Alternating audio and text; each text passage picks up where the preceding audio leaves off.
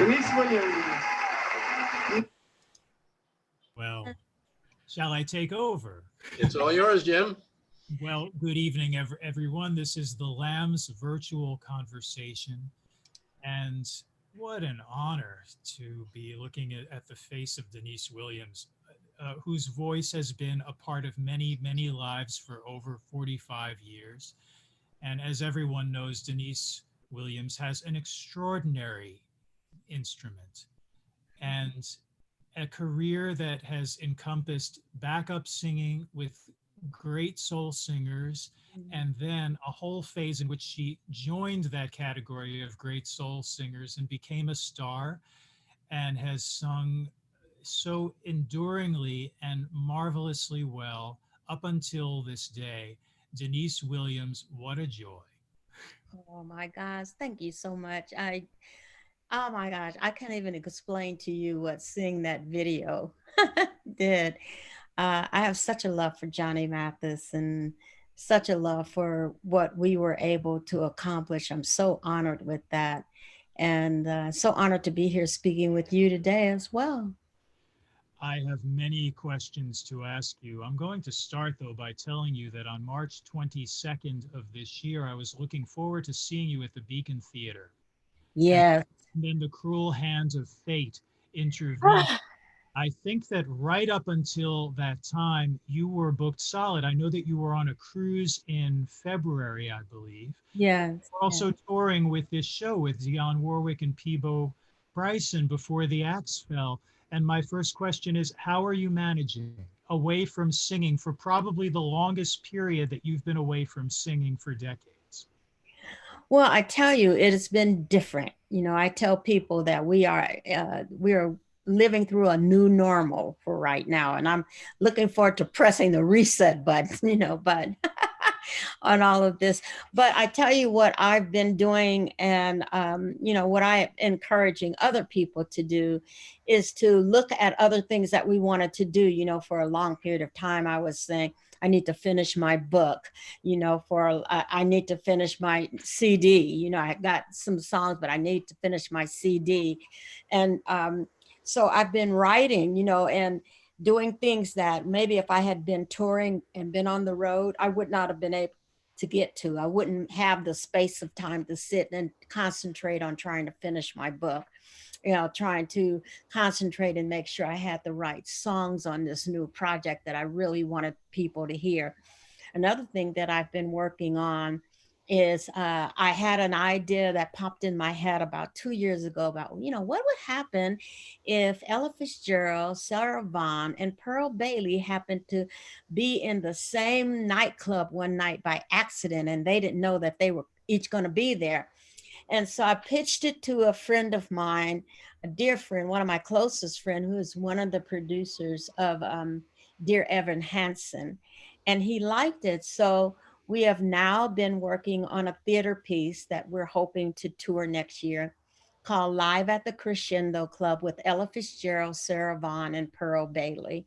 And it has just been an awesome, awesome project, especially now since I am not able to tour and be with the fans and up close, to a lot of people I love.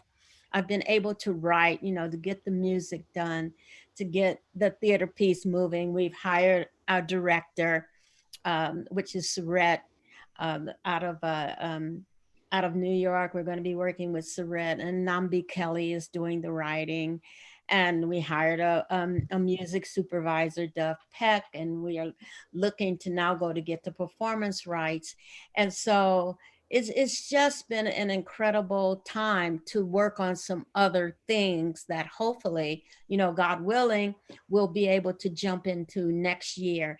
And so that's what I like to do. I just like to encourage people to use this time to work on those things that you didn't have the time to do before. One of my daughter-in-laws went back to school. She's going back to school. So this is what I think we should be looking at this time. And that's how I've been able to go through it. Now, in this show, would you be portraying one of those ladies or singing all of their songs? Oh, definitely. I am going to be the Sarah Vaughan. Yes. I want to be Sarah Vaughan, and I'm looking to talk to my friend Patty Austin about doing Ella Fitzgerald, certainly Dee Dee Bridgewater. You know, I've spoken to a lot of my peers. My choice for Pearl Bailey, my first choice, is Loretta Devine. And I also like the idea of Queen Latifah. My partner wants Jennifer Lewis. But I mean, the list goes on of the people that we would love to be a part of this. And I'll be doing it next year to launch it. And then hopefully we'll be interchanging a lot of my peers, you know, a lot of actors and vocalists and theater people, Lilius White. You know, we've got an incredible list of people that we see coming aboard for this theater piece. Deniece, at what point in your life did you realize that you had this voice? That's funny. I think I didn't realize that I really had a gift until I got hired by Stevie Wonder, because I'd grown up in the church with a lot of very strong gospel singers. And, you know, in our church, when they would sing, people would get happy and start shouting and running around the church and getting slain in the spirit. And when I sang, they got quiet and they listened and they cried. And I was thinking, I'm doing something wrong. But when a cousin of mine, his grandmother and my grandmother were sisters, and he lived in Detroit. So when he turned 14, he would come over to Gary, Indiana, where I lived, and he would spend 1 week with his grandmother. And John would be bragging, "Oh, I know Stevie Wonder. We're friends." And I said, "You know what, Pinocchio? Stop lying. Your nose is growing." Everybody in Detroit say they know Stevie Wonder. You don't know Stevie Wonder. This went on for 7 years, and he turned out to be the person that got me the audition with Stevie, that got me the job as a background singer, you know, for Stevie. So that's You didn't how really that begin your career until you were college age, more or less. Isn't that correct?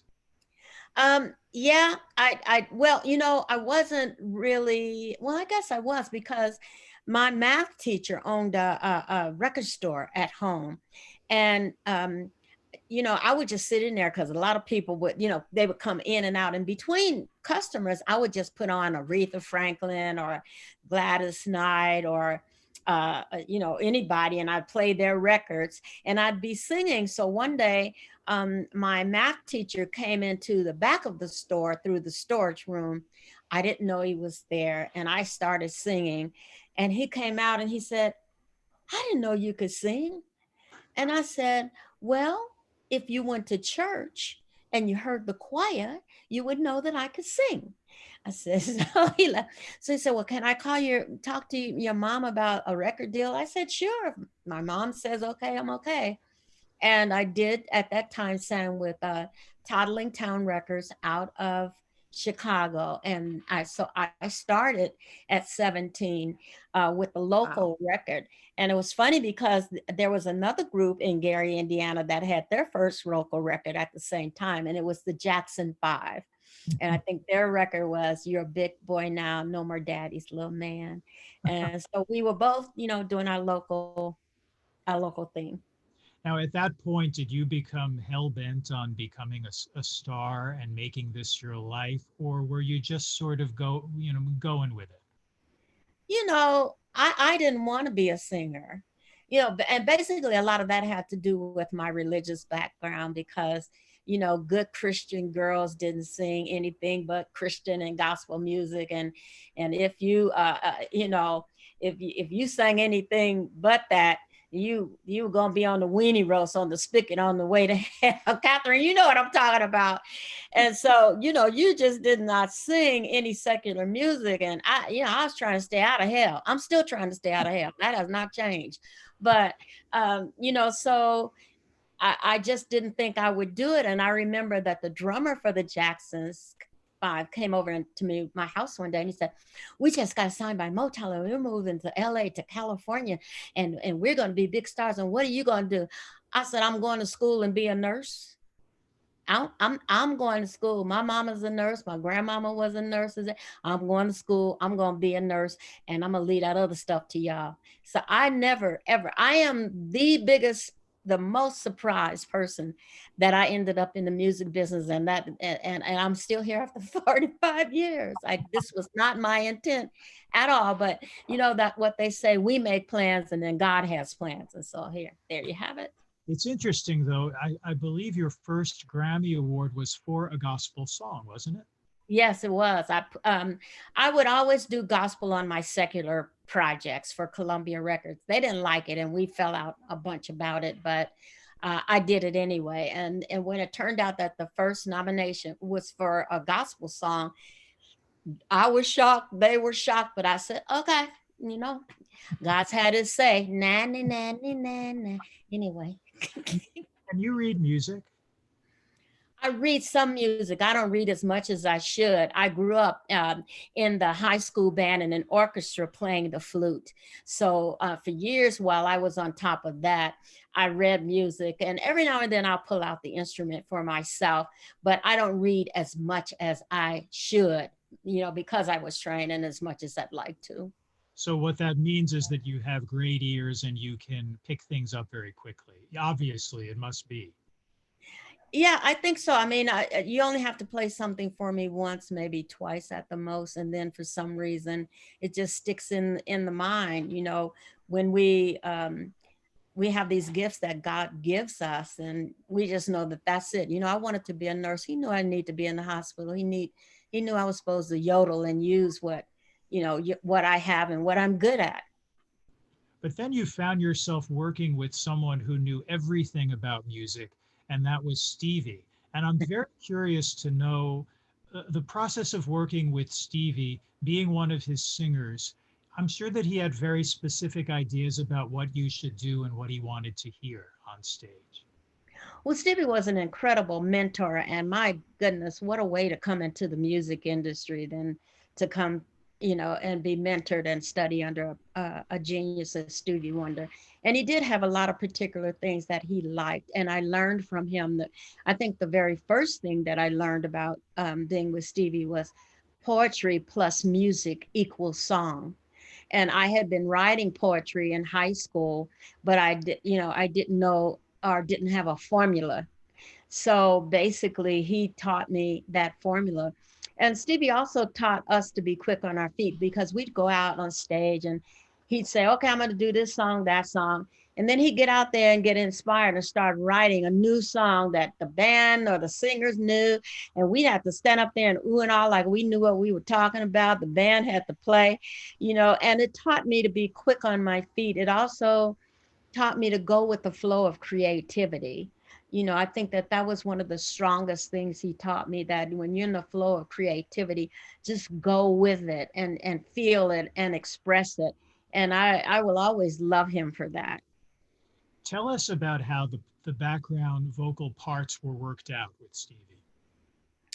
I think the background vocal parts at the time, Lonnie Groves and Shirley Brewer and myself. Where Shirley Brewer was a definite, beautiful, strong alto. Lonnie was the second soprano. And then, of course, I was the first soprano that just kind of floated on top. And I think that it was Stevie that blended the three of those voices together in his choice, of hearing and knowing that Shirley Brewer was this incredible alto and Lonnie this incredible second and me on top there. It was him that chose that, and also taught us, how to pick voices and background singers and to blend with each other, to sing with each other, to know when to duck out, to know when to duck back in. It was incredible, but that was his choosing. I believe you were with Stevie for 3 years. On average, how many weeks per year were you on the road? I would say that during the time I was with Stevie, we were probably on the road maybe 40 weeks a year. I would say Tell us, that it's at least 40 weeks a year. tell us about life on the road. This was a new experience for you. What did you think of it? Well, it was, what was that song? I was in the right place, but it must have been the wrong song. Tell you one thing I did, I prayed a lot. Jesus, help, you know. I'll never forget the very first concert that I did with Stevie. They told us that we were going to be performing at this club in Philadelphia. And we got there, and I looked outside of my hotel room, and all I saw was a sign that said King of Prussia. And I said, "This is a Philadelphia." This is King of Prussia. Where's Philly? And so, you know, it was just interesting to be out on the road with him and the various artists that, you know, were out there with him. And then I would say 3 months into touring with him, he then was the opening act for the Rolling Stones. And then everything took off. After he did the Rolling Stones tour, and we were touring constantly. And so it was a lot for a church girl from Indiana to get used to that kind of life. And also, by the time I joined Stevie, I had already been married to my high school sweetheart. I already had one son, and I would take him with me, and my mom would keep him, or his grandmom. He'd come out with me, and one of Stevie's girlfriends would be holding him on the side of the stage while I sang. So there was also the whole pressure or feeling conflicted about being a mom and being out there on the road, and how do you keep your family together? So it was tough. It wasn't easy at all. And also being a wife, because over the course Yes. of many years on the road, you were married, I believe, 3 times, and Yeah. it could not have been easy to navigate these two paths. Not easy at all. And I think also later on in my marriages, the hardest thing was being married to such a famous woman and being called Mr. Williams, as opposed my being called Mrs. Westering, that. I mean, my Deniece Williams is my first husband's last name. When I joined Stevie, I was Williams, so I kept that name. My maiden name is Chandler, but it wasn't that tough when people would call him that, because I was with Stevie. It didn't make a difference. But later on, being a very famous woman, and people knowing you by a certain name, and I used to say all the time, "No, he's not Mr. Williams. I'm Mrs. Westering," and it still didn't help. I mean, it was just very difficult. And I can understand that if you're married to a woman or married to a man, and then suddenly they become famous for whatever reason, that's different. That's different than if you marry somebody and they're already there, and you can accept that. So road life and marriage life was really, really hard. Describe for us the the sheer joy that you must have felt on many great nights with Stevie, in which everything clicked and you were in front of an audience that was probably delirious with joy, and you had this genius at the piano, and you were a part of the whole mix, and it must have felt really good a lot of the time.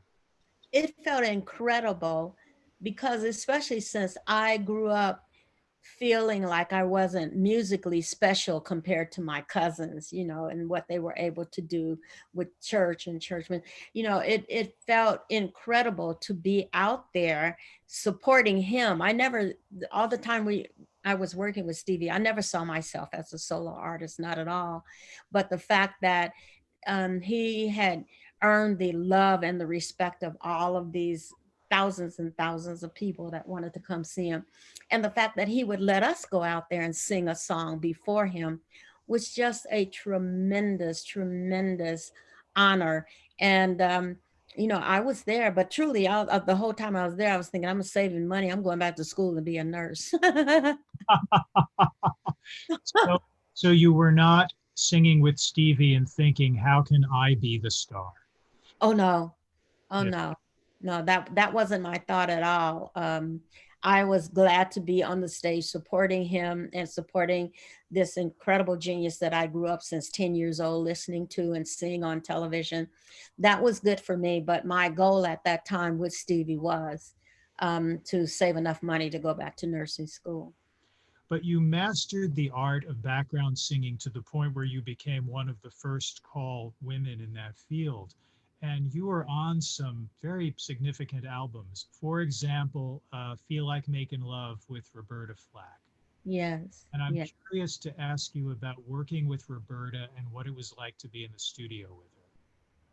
You know, Roberta, when I look over my career, you know, and Stevie teaching me to be in the flow of music and creativity, and working with Roberta taught me how, so it's so important, all of the people that are on the stage with you, because we're all up there together and we're all one unit. And I learned that from Roberta. She really, you know, I would ride on the bus with the band when I joined Roberta, and we started walking towards the bus. She said, "No, no, no, you ladies, you are in the limousine with me."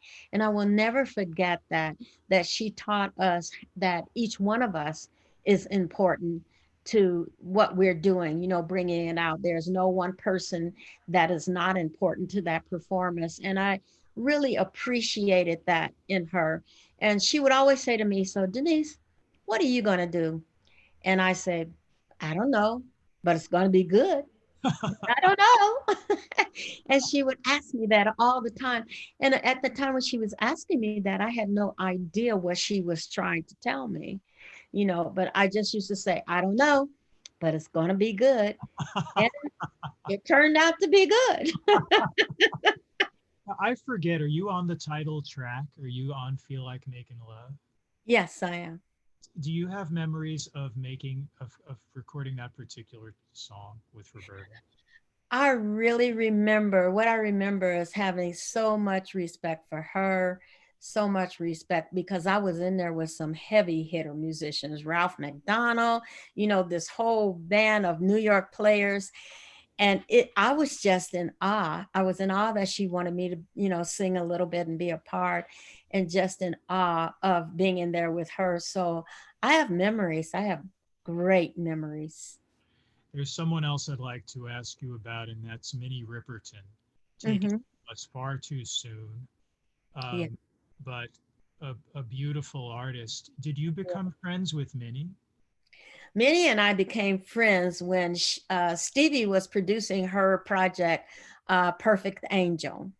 And so that's when I met Minnie personally, one on one. But I remember when I was about 15, maybe 16 years old, one of my neighbors came over running over with this album. And she said, "You got to hear this girl. You sound just like her. You got to hear this girl." And I took the album, and it was album on the Rotary Connection. And the lead singer of the group was Minnie Riperton. As I started listening to her, and I said, "Wow, I do kind of sing like that." I mean, I was just amazed at what she was doing. And, you know, this group out of Chicago, they were just awesome. And so when I did finally get a chance to meet Minnie when Stevie was producing her project, I sang on, you know, I would say maybe 75% of that project of Perfect Angel I'm singing on. And we hung out. We had so much fun, really so much fun. She was just a beautiful, beautiful person, a mother, a wife, loved her home, loved cooking, had these two big dogs, you know, like greyhound dogs. And we hung out. We got in a little trouble every now and then, but we had a lot of fun. Yeah, we did. The window of time in which she was able to enjoy her success was so brief, though. And Yeah, then after that, she was struggling with this illness. Did, yes. did you know Minnie all the way through? I did know Minnie all the way through. I didn't see a lot of her, of course, after the illness came down and became very, very serious. She was mostly at home with her family, but I saw her maybe a month before she passed away. And I got the chance to say hello and how are you doing? So it was just terrible to see, you know, to see such a gift and such a talent and such a young woman at that age, you know, to be fighting the illness she was fighting, and finally succumbing to that. I understand she was very courageous and fighting to be optimistic all the way to the end. Yes, yes. And it is so funny. I think of her so often. Every time I see Maya Rudolph, I say, "That's Minnie's daughter." And she is just as crazy as her mama.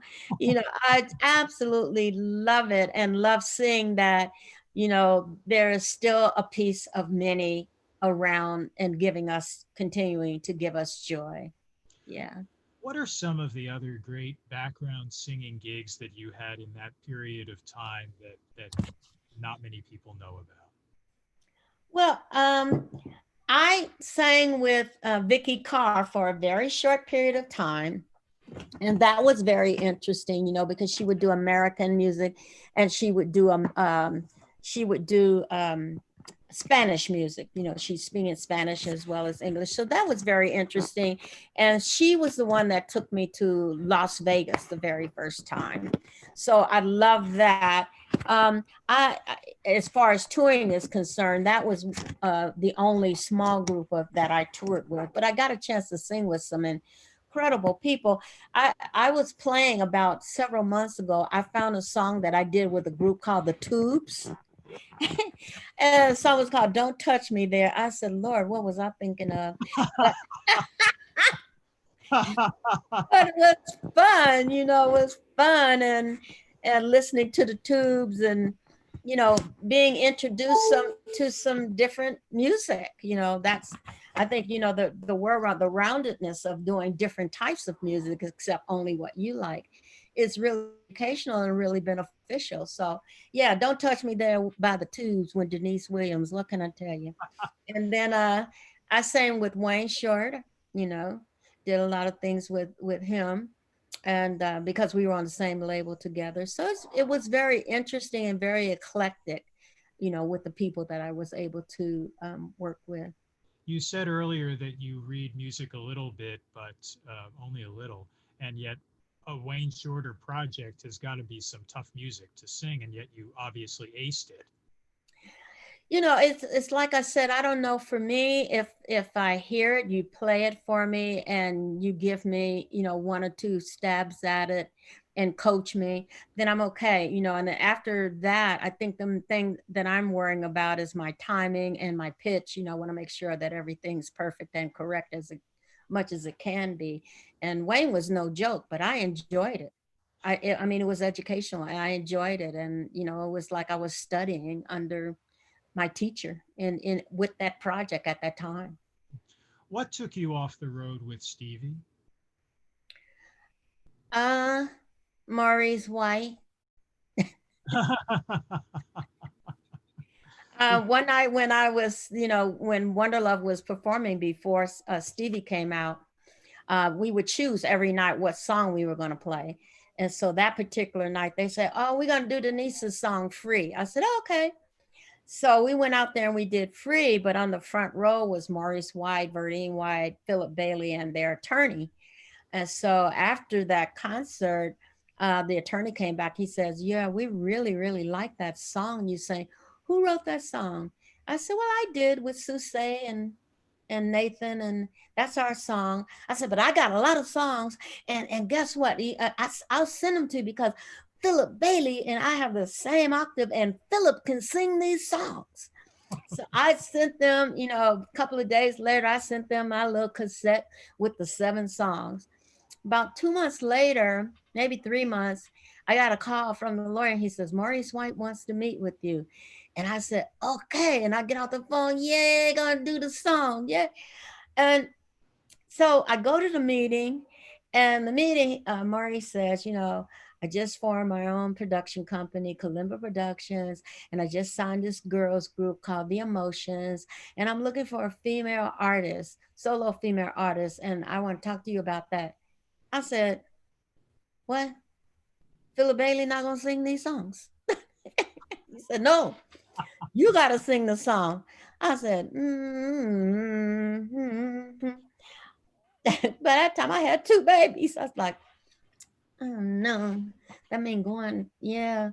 So anyway, I went back to my group and I said, "Man, Philip's not gonna sing the song. They want me to sing the song." And my partner said, "And?" I said, "Okay, all right, I'll do it." So that's how I got, to be a solo artist. And that's when I left Stevie, because about 6 months later, I had to go in the studio. Maurice and Charles Stephanie was producing the project. And so I started working on my own project and eventually going out as a solo act. And that's how I left Stevie to go on to do my own solo career. And out of that came a classic album called This Is Niecy. in 1976, and a song called Free, which was your big breakout song. And Yeah. now you were the woman out front. You were not behind anymore. How Yeah. did your life change? Oh boy, I'm telling you, they would be backstage and they'd have to shove me on stage. My knees was knocking.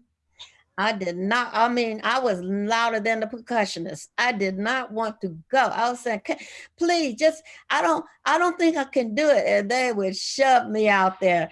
And I would go out there and I would sing. And I was so scared.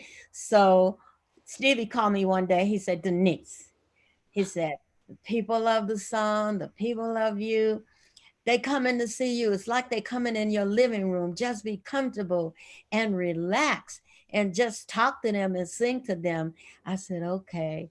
And then while I was out there with him, Chaka Khan and Rufus had opened up for Stevie. And so Chaka told me, just sing to the exit sign, sing to the one in the middle and the one to the left and the right of you. And then eventually you won't be scared and you can sing to the people. So I took both of their advice and that's what got me through. I was so scared, so scared. And then one night I was on stage at the Greek Theater in LA. And I went out, I was the opening act for Al Green. And my mother was there that night. And so I went out on stage and I started to sing God is Truly Amazing, who I always open up with. And Philip Bailey came out and surprised me and joined in with, and something popped inside of me. And that show, I mean, the performer came out. And afterwards, my mom came to the dressing room and she said, what happened to you? What got into you? She said, man, you are a different person out there. I said, Mom, I don't know. I said, but I think I got it now. Took me a while, but I'm good now. Um, so now you have this big album, and I'm sure that a big tour was created to promote that album. Yes, it was. I went out when I first went out. Oh my God. I was out with Casey and the Sunshine Band and the Ohio Players. But before I did that, I was doing small venues. Let me back up. I was at the Bijou. I think the Bijou was in Philadelphia. I did a lot of small clubs, and that was fun. One night, the club that I did in New York, oh my God, I'm drawing a blank, but I did not want to go out there because somebody called me, came back to my dressing room and said, Deniece, Laura Nero is here for your concert. I said, Laura Nero? No, I can't sing in front of Laura Nero. They said, she absolutely loves your project and she's here and told us to tell you hello and she wants to meet you afterwards. I was so scared to go out there and sing in front of her, but she was awesome and it was such a pleasure and such an encouragement. And then afterwards, I went on this extensive tour with Casey and the Sunshine Band and the Ohio Players. And I'm gonna tell you, them folk drove me back to Jesus. I was praying every night. Oh my God, those Ohio Players, they was something else. They was something. They was something else. But it was funny because all of the roadies used to just love me. And so one of the roadies told me one night, they got $50,000 worth of lights equipment out here and they're not using hardly any of it. So we're gonna use it on you. And they started using lights and all kind of stuff. And then in the middle of the tour, Free started climbing up the charts and going to number one. And them boys was looking at me like I was crazy. And I said, oh, God bless you. Thank you for this opportunity and run to my room. Yes, I did. I wasn't ashamed. I run to my room. I did. And that was the big tour that I was on, that I was on. Did people start treating you differently because you were now a star? Well, once the record started going up and Free started really going up, yeah, they were treating me differently. And some in a good way and some in a not so good way. Everyone doesn't want to see you be successful. And so I was faced with that as well as the people that were very congratulatory and, saying, great job, love the record. I was getting both sides of it. So you learn how to smile and be kind and be nice to everybody, and go back to your room and say, "Get him, Jesus." Anyway, so But also with this new phase in your career came the need to make choices. You had to make decisions now. You were the woman out front, so you were in control, yeah. and a whole new level of pressure had come into your life. Yes, it had. And then I began to understand what, Stevie was going through. I understood um, what Maurice White, Earth, Wind and Fire, they were going through when they would go out. And, there was also a period of time when I was the opening act for Earth, Wind and Fire. So you can see, you understand the pressures are different. And for me, I just had to keep moving forward. I had to pray through. I had two children at that time and my mom was living on me. So I had people that were depending on me. And it finally dawned on me that, God had given me this gift for a reason. And, it wasn't necessarily to be in the hospital, but you can heal through music. You can you can give encouragement to someone through music. You can even save a life. And so I knew that the burden was heavy, but I also felt that if this was the call for my life, I would have the strength and the encouragement and hopefully the wisdom to do what I had to do. Now, one of the remarkable things about your career in that period is that even after you became a solo star, you continued to do backup singing, didn't you?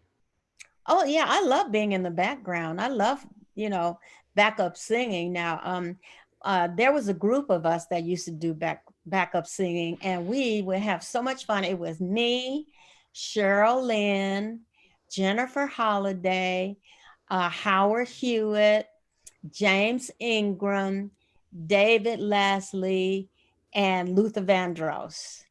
And we would get together for uh, these folks at Miller Beer, and we would do all these Miller Beer commercials, and we would be all the backgrounds. We weren't the lead, somebody else was singing the lead. I remember one day that we were singing background, and the lead person was Janet Jackson. And so Janet came in the studio.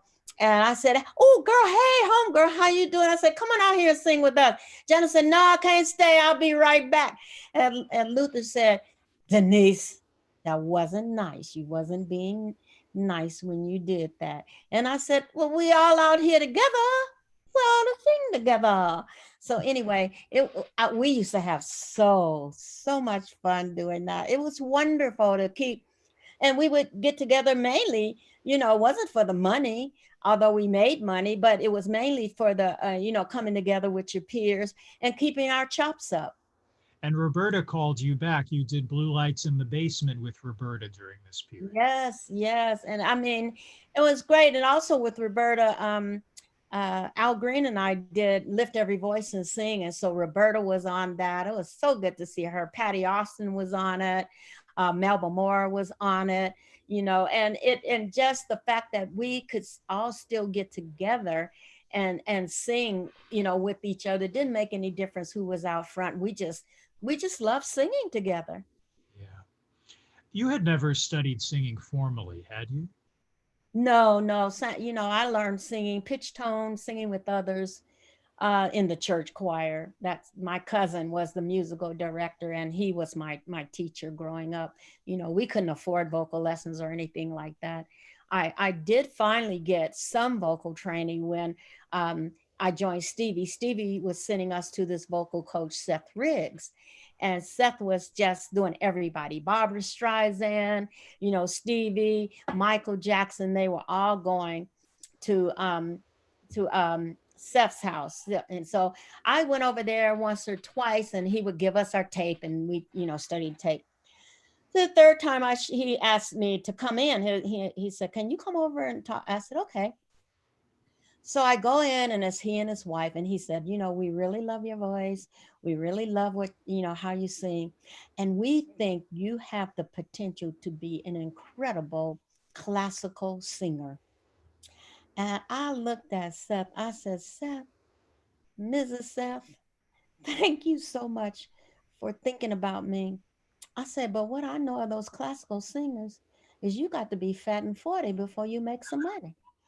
And I got two babies to feed. I can't wait till I'm fat and 40. So I said, but I appreciate the thought. And I'm gonna keep doing what I'm doing because baby needs shoes. And Curious to know no, from from all of your early schooling in gospel singing. Tell us what you learned from that process of singing in the church. What did it teach you about singing? I want to tell you seriously, singing in the church teaches you a lot of things. Of course, in the choir, like I mentioned, pitch and tone and singing with other people, you know, but it also teaches you how to perform. Some of the, and I think Catherine would agree with me on that, some of the most uh, biggest performers certainly in our generation, they came out of the church. When you think about the background, you learned also how to perform. You learned how to pull things out of people, the emotion out of people, how to work that emotion. And that was our upbringing. That was our classroom. That was our teacher. And that's how we learned. Mm. So in the mid to late 70s, you suddenly learned that something you didn't know, and that is that Johnny Mathis was a fan of yours. Yeah. Oh my gosh. When I first got that call, I said, and they said, he's looking to sing with someone, and we're looking at the female artist on our label. I said, no doubt about it. I want to sing with him. And so when John and I came together, I said, I've been singing with you for years. I've been in dress rehearsal. Every time you were on Dinah Shore, every time you were on Merv Griffin, I was there singing with the television, harmonizing with you. So let's go. You know, let's go. And he was so sweet. I love him to this day. He is so, so very sweet. The thing that I learned from Johnny was no matter how successful you get to be, stay humble, stay sweet. That was his major example to me, his humility. Because when I walked in there, he said, I've never sang with anyone else before. You sang with Stevie and Roberta, and you know how people are supposed to sing with each other. So can you help me? And I looked at him. I said, you the legend. You want me, the novice, to help you? He said, I want you to help me, Deniece, because I don't know how to do this. And then he broke out a bottle of wine. Well, baby, after we had communion, it was nothing but fun. We had us some communion and we sang, communion and we sang. And then, and I went back on the road with Earth, Wind, and Fire, and I would turn on the radio to hear what they were saying, and I kept hearing our song. So I called John. I said, John, we're going to be number one. He said, you think so? I said, I'm telling you, we're going to be number one. And it turned out we made it to number one, which was my first pop number one hit, but also his first top number one pop hit. So we celebrated together. And let me tell you about my mother. So they called me and I called my mother. I said, Mom, they want me to sing a duet with Johnny Mathis. She said, girl, what I'm going to wear, what I'm going in the studio with. I got to go to Saks because I need a new dress. I said, Mom, if you going in there to act like that, I can't take you. I can't take you. You're going to have to calm your jets because I know you love Johnny Mathis, but this is business. And of course, you did take her to the studio to meet. I did. Eventually, she went to the studio with me, and she was a little bit, but Miss Alma would give me that Eveline look, and I'd back up and let her have it. I just told John, I said, John, just roll with me for a little bit up in here, okay? He said, all right. He loved my mom. You know? She must have been incredibly proud of you that you Oh gosh. accomplished so much in so relatively few years. Oh, my mom was my biggest fan, you know. And I tell people all the time, they said, who did you listen to? Where do you're singing and the little skippy things? That was my mother. My mother would never sing in public, not in church. And the only place my mother sang was at home in the shower. When my mom would be in the shower and she starts singing, I would be at the door listening. And she said, and I say, I copy everything my mom did, and that's where a lot of that comes from. What did your dad do, by the way? What did my dad? My dad was a security supervisor for the steel mills in Gary, Indiana. Everything was the steel mills. His goal when he was in school, because he was very smart, he wanted to be a physician. But out of school, young wife, baby on the way, he went to the steel mills, and that's where my dad stayed as a supervisor for security there. And how many siblings were there? There was four of us. I'm the eldest, and my sister Diane, my brother Derek, and my youngest brother Donnell. I see. Yeah, Okay. So you went on the road with Johnny Mathis. we did a little stuff. We didn't do a lot, because you had this real soft spoken, quiet, um, legendary person, and you had this young, opinionated girl from the 1 foot out of the ghetto talking to him. And so we didn't do we didn't, we didn't do a lot, but we did some very, very special things together. And I think one of the few special things we did is we did a command performance for Prince Charles. And that was just incredible at Sir Albert's Hall. It was wonderful. And to be there with Johnny to sing for Prince Charles. And then we met afterwards, we went through the line and we met Prince Charles. So that's just one of the most fabulous things that happened while we were together.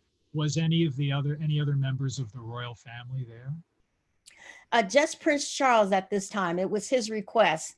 He wanted us to perform. And so we only met him at that time. Now, later date, I did do a command performance for Fergie when she was Duchess.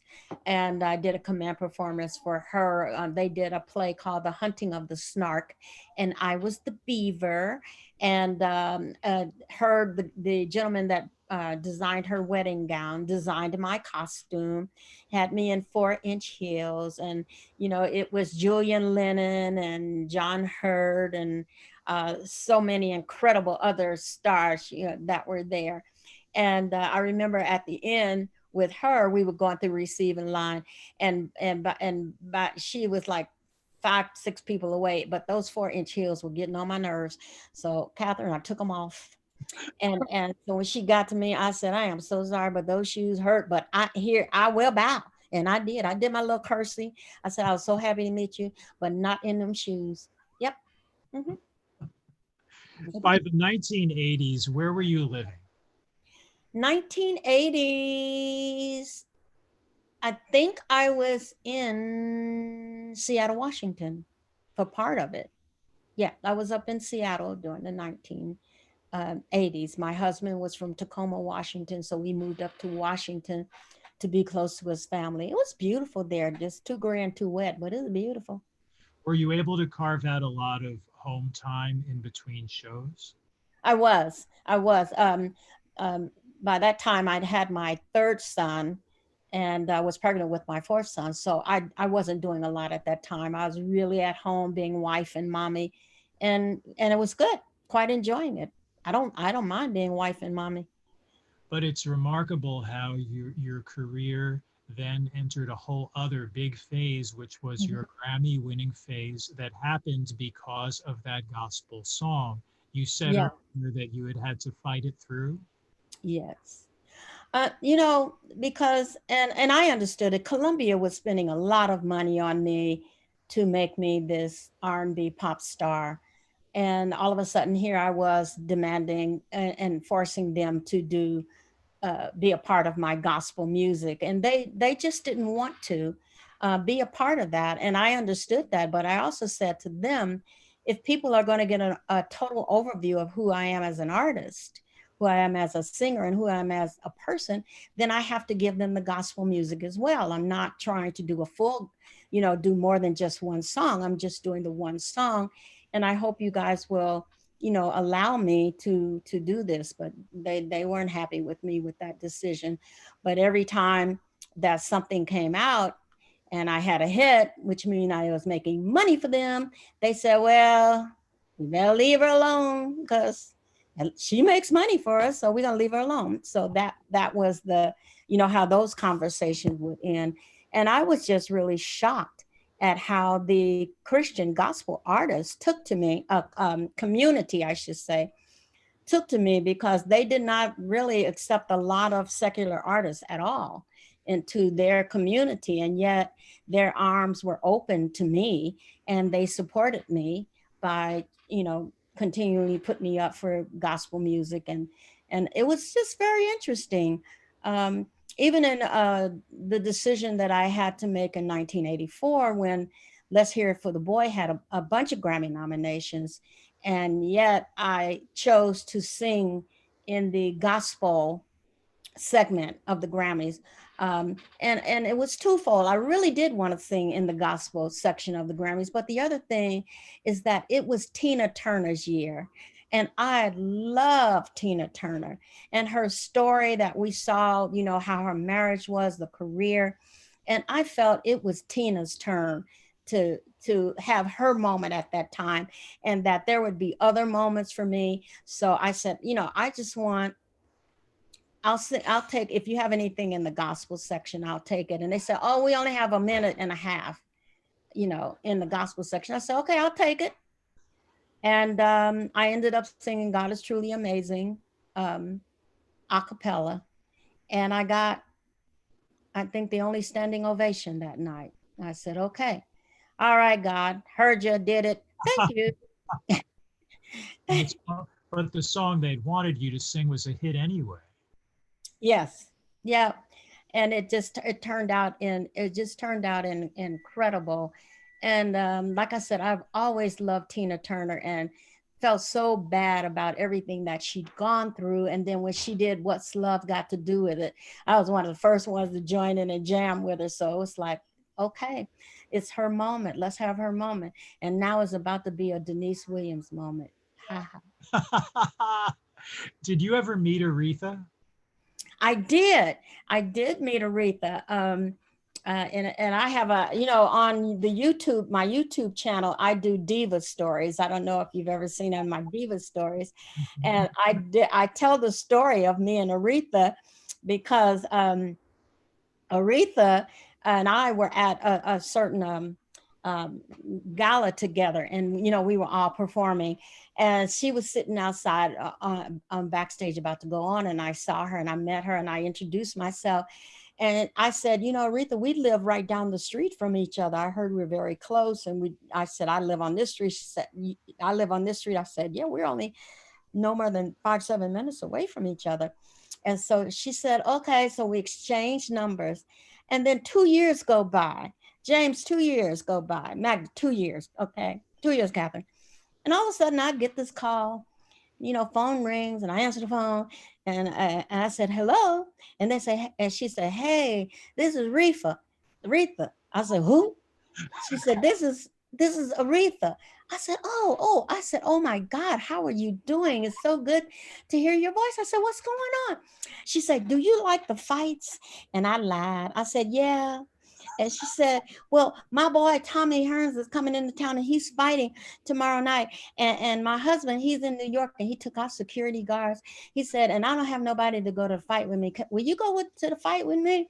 And we could take some of your security guards. I ain't had no security guards. I just had angels. I ain't had nothing that looked like no security, nothing. I said, okay. So she said, I'll pick you up at a certain time tomorrow. I'll come to the house and I'll pick you up. So so I got off the phone. I called my brother. I said, I need you and one of the other darkest, biggest, ugliest, meanest looking brother you could find to be security guard tomorrow, because me and Rita and y'all going to the fight. So she picks me up and we go to the fight. So we go into our seats. And so instead of being on the floor, we're going up. And Aretha gets up there and she says, I'm afraid of heights. I said, we just two steps up. I can't be up in heights. And I said, oh my God. I told my brother, what are we gonna do? So he said, hold on, let me go find see if I can find two guys on the floor that'll give up their seats to Aretha Franklin and Deniece Williams. I said, okay. So he comes back. He said, I found two guys down there. They say they'll give up their seats to Aretha Franklin and Deniece Williams, but one guy got a request. So I said, well, what does he want? He said, he wants a kiss from Deniece Williams. I said, why I gotta kiss him? She the one got afraid, but problem with heights. I said, man, we go down there. Brother got every other tooth missing. I kiss him. We sit down. Tommy Hearns knocks the guy out in the first round. And I said, see there.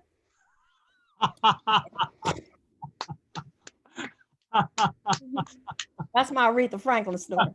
You probably had many luminaries coming backstage to see you and congratulate you after shows, though.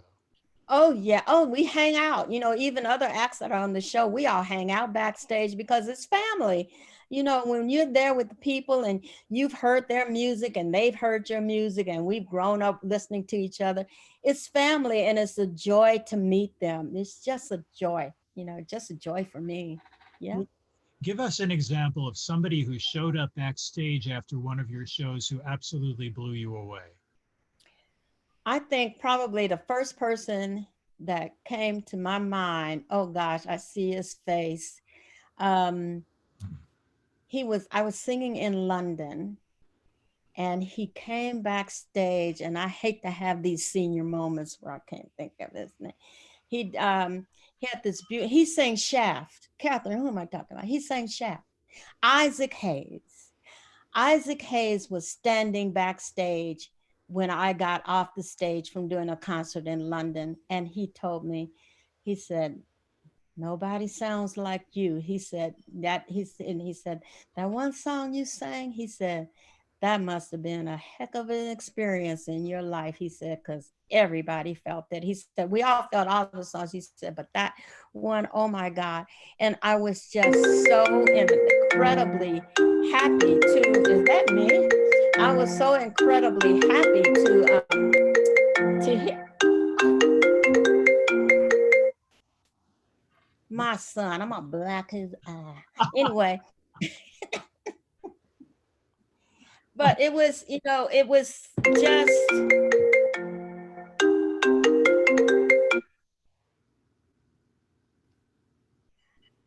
okay. Sorry about that, but he was just incredible, and I loved his sound. I loved his music, and to for him to tell me that he enjoyed the music the way he did was just a blessing, as well as so many others, that came and said, we love what you're doing. It encourages you when you have your peers come to you and folks you've looked up to and have enjoyed over the years, that they're coming to you and telling you that they love what you've been doing. It's wonderful. And Luther was a fan of yours. Yeah, Luther and I used to talk. We got very close when I was a background singer for Stevie, and Luther was a background singer for Bette Midler. And that's how we became friends at that time, just talking, about being in the background and what we wanted to do. And he became very huge. I don't know if you remember, he was doing a lot of the Harlequin romance commercials for television. That was Luther singing them. And so we would talk all the time as background singers. And then when we both became solo artists and we were on the same major label, he was on another Epic and I was on Columbia, we used to talk all the time. Yeah, that he was a sweetheart. And then we'd be singing these Miller Beer commercials together, and we'd be laughing and talking and trying to outlick each other and all kind of stuff, singing licks and trying to do all crazy stuff. How did you incorporate gospel into your concerts in those years? Because I would open with God is truly amazing. And then I would either end or during the show sing His Eye is on the Sparrow. Um, because, I knew that a lot of the audience, and they would tell me afterwards, I'm so grateful that you sang God is truly amazing. Thank you for singing His Eyes on the Sparrow. That was my grandmother's favorite song. That was my dad's favorite song. Thank you so much. And so I knew that because people had been listening to my records, that they also knew about my gospel background and that I, was still singing gospel music. So it was an open door for me. After Columbia Records, though, you were in control of what you recorded. You could pretty much record anything you wanted. I did, and I worked with a lot of different people. But I think the main thing for me was to be in the studio with the right producer, because I can sing them and I can write them, and I've tried my hands at producing, but I'm not an incredible producing producer. And when you've been the studio with Maurice White and Charles Stephanie, and you've worked with Tom Bell, and you've worked with George Duke, and you've worked with all of these incredible producers. You know what hat you should wear and when. And so I would say when I was in there with an incredible producer that really complemented what I was able to do, it was a win-win. Tell us about an album of yours that maybe some of us don't know, maybe an album that escaped our attention, but something that you want us to look up. Hmm. I think probably the album that you guys or project you may not know was I did a project called Nisi, and it had a bunch of songs from my friends. I did Would You Mind, by Earth, Wind and Fire. I did songs by Kool and the Gang. I did a bunch of songs from my friends. I did Never Too Much. Should have left that one alone because can't nobody do that but Luther. But I got a chance to do a project with a bunch of them, and um, it was Love Nisi. And it was just a wonderful project, didn't get a lot of attention. But from my heart, it was a dedication to a lot of the artists that I grew up with and a lot of the artists that I love. It is remarkable that after 40 plus years, you sound the same. Anyone who see you today will hear the voice that they love just as though it were the time when they discovered your voice. And I would say that is nothing but God. It is nothing but God. But also, I did learn earlier on, if I were going to be doing this, I did not want to misuse my gift. So, I didn't smoke.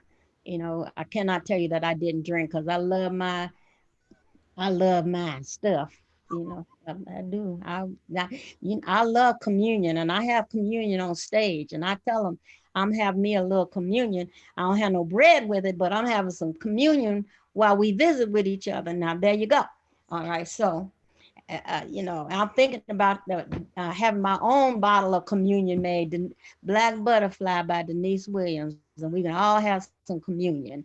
But I love my communion, and I love a bunch of stuff. So I, ain't no sense in me telling you that I don't.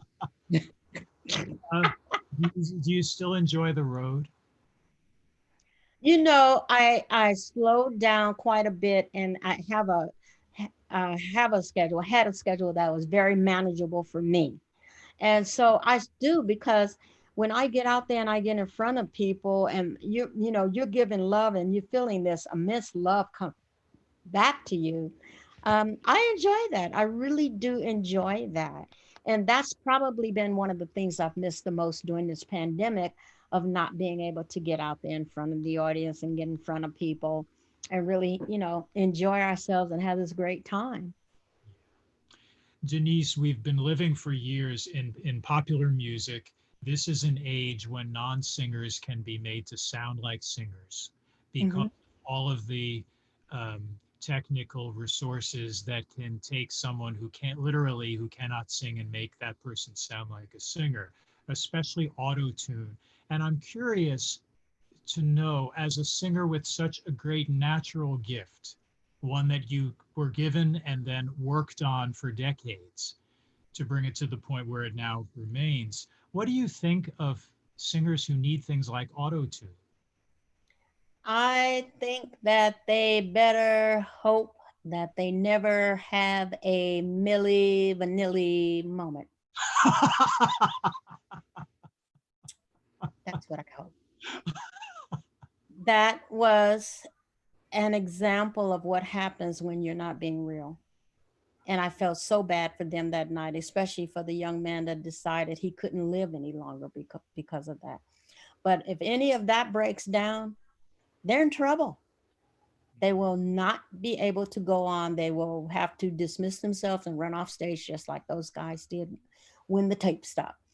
Um, and I also have been very concerned because the we took or we allowed people to take music out of school. They took music out of school. A lot of the schools don't have music anymore. They don't have choir. Well, they ain't having school, period. But they didn't have music, and they didn't have choir. And those were things in school that we did that created musicianship, that created singers, that taught music. We're not doing that any longer. So what we have is a lot of people in the studio that are products of the studio, but outside of the studio cannot perform these songs. And I just, that breaks my heart. That truly does break my heart. Deniece, there are questions piling up while we've been speaking. I'm seeing them come through. There are things here that a number of people would like to ask you. And I'm Okay. going to read some of them here in no particular order. Errol Rappaport asks, what advice would you give to someone starting out in the singing musical world? I would say be unique, be yourself. I am an embodiment of a lot of people. I love listening to Nancy Wilson, Lena Horne, a bunch of people. But at the end of the day, develop your own expression, be your own person, let your own personality come out, and then take care of your instrument. If you want to be in the business a long time, take care of your instrument, take care of your throat. Don't do things that will hurt your instrument or hurt the gift that God gave you. That's probably the biggest advice I could give anyone that wants to sing. Susanna Talley is one of our viewers now, and I'm going to read what she says. I so respect your appreciation for backup singing, instrumentals, and all, and have a great and your great shout out for choosing Sarah Vaughan for your Broadway vision. I have an anecdote about that just happened today. Also, I have a sweet personal story about how my family loves her, so I guess I'll turn the attention to Susanna. Cool. You out there, Susanna? Oh, good. Okay, so can we unmute Susanna, please? Okay. Oh, hi. Deniece. Yes. Hello. Hello. What a treat to meet you. And I just want you to know that today I went to this very hoity-toity coffee shop in upper New England, and I walk in and they're playing Sarah Vaughan, and I'm saying, God bless you. Yes. They're playing our music. And the owner said, yeah, I had to fight the kids, but this is what I love. Yes. And I am so glad, because if anyone can sing Sarah Vaughan, it's you. Oh, And thank you. I just, when that comes to Broadway, which will come back again, we know that in our heart. Yeah. That Yes. is going to be a primo ticket I'm going to buy. I just so love your ambition to do that. And Yeah. the other story I have to tell you is so wonky, but it's very sweet. I was divorced in '82. My dad, my kids' father and I decided to make separate ways, but we would go out for lunch once in a while. We stayed as a family, even though we had different husbands and wives. And the kids would say, "Do the Johnny Mathis song, Mom," and and and so my ex and I would get up and we would sing that beautiful duet. Oh my God. And to this day, we'll even sing it in the car. We really treasure that. And Thank so you. I gave up going to something else because I really want to meet you tonight and just thank you for everything you've done in the musical industry. I also wanted to thank you. You are such a lady for mentioning your instrumental backup. A lot of singers don't do that, and you did this in this interview, and I really appreciate that.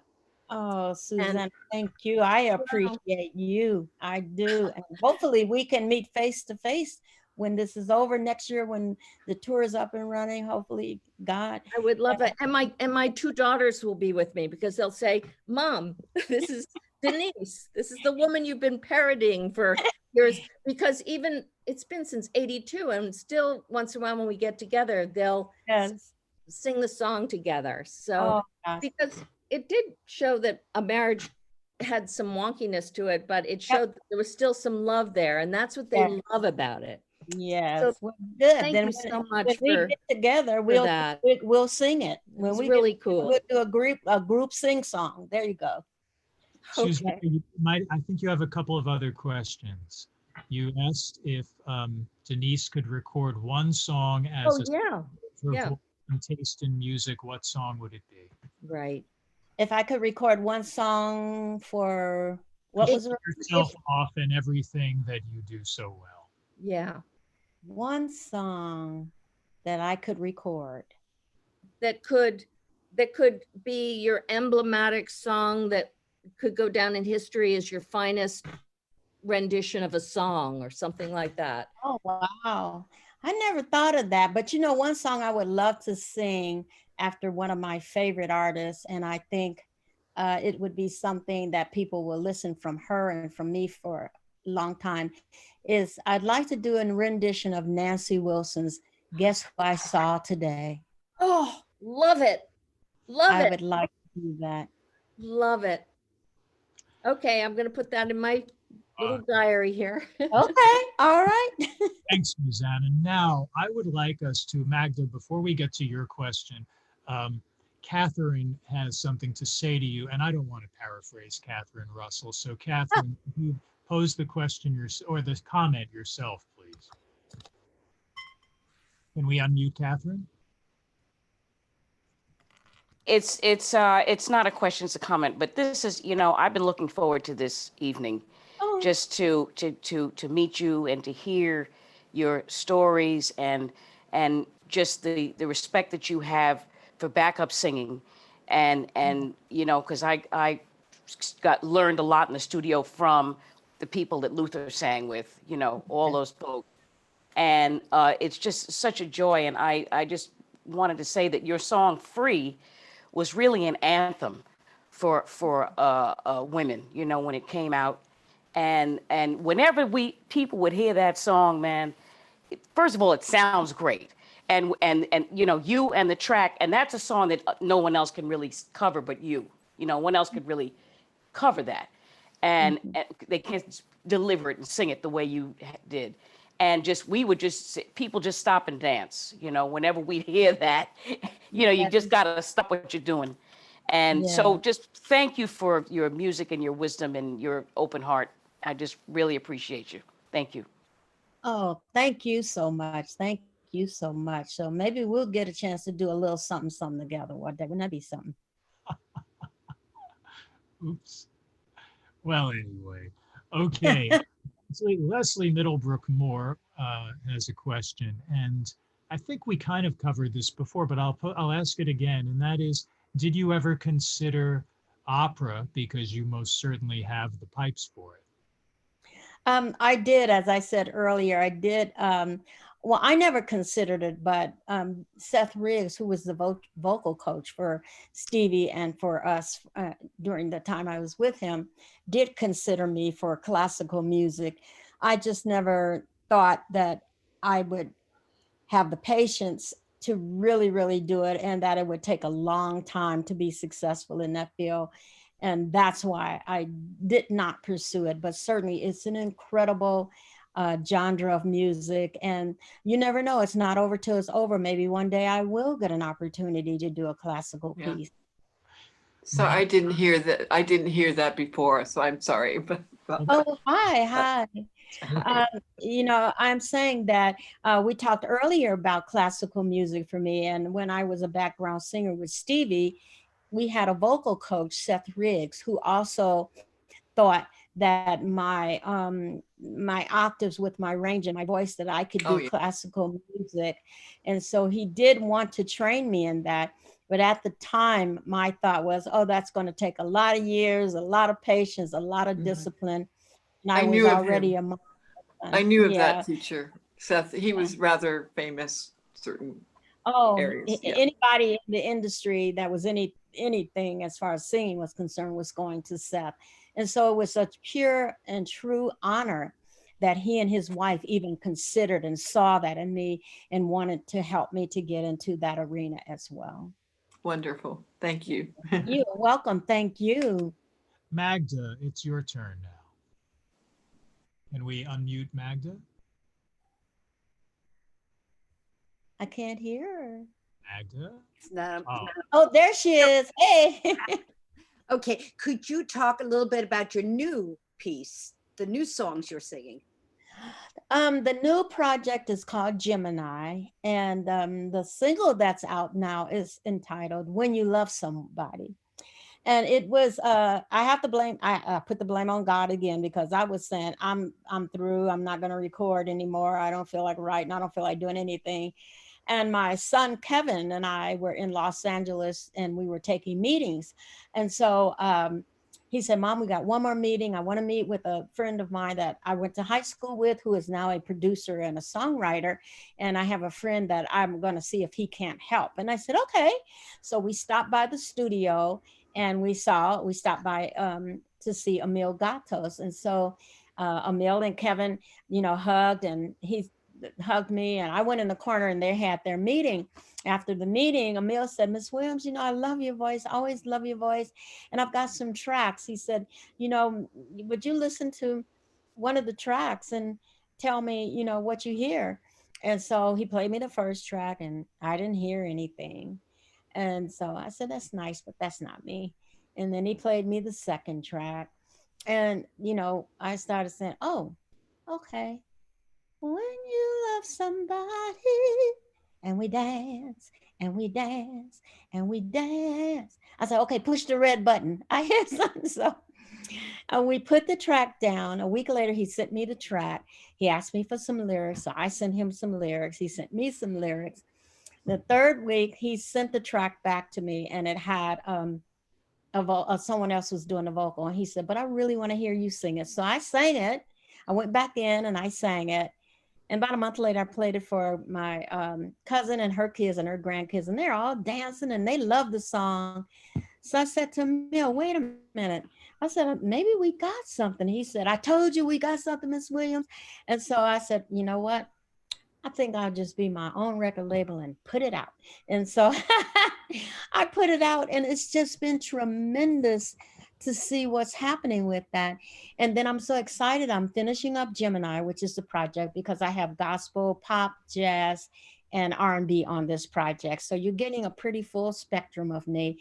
And it's just been fun to sing these songs and to write this music. So I'm excited about it. Thank you. You- Along the way of in all the decades and all the kinds of music you've sung, did you ever sing jazz in the style of Ella and Sarah very much? I did not, but it was when I was asked to do a tribute to Nancy Wilson that I sang Guess Who I Saw Today that one time. And I didn't think I could do it because it's not the simplest song to sing because of her interpretation. And her interpretation is so incredible. But once I did that, and then I started listening, I went back and I started listening to Sarah Vaughan, started listening to Ella Fitzgerald, and I said, OMG. I tell you, it was just such an incredible experience to listen to these ladies sing. And then I remember one year I was at the Grammys, and Ella Fitzgerald came in, and I knew I acted like a linebacker master. I know I knocked over at least 2 or 3 people getting to Ella Fitzgerald, because I had to meet this woman, and she was so gracious. She said, oh, honey, keep singing, keep taking care of your voice. You're so beautiful. And I know you must sound beautiful. And I said, Miss Fitzgerald, thank you so much.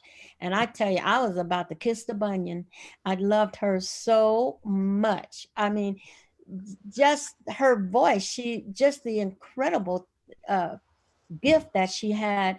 And then my friend's father had a huge copying service in New York, and he would do all the music for the studio for certain artists. So one time I was there visiting her, and I was with Stevie at the time, and he said, baby, come over here and sing this chart for me.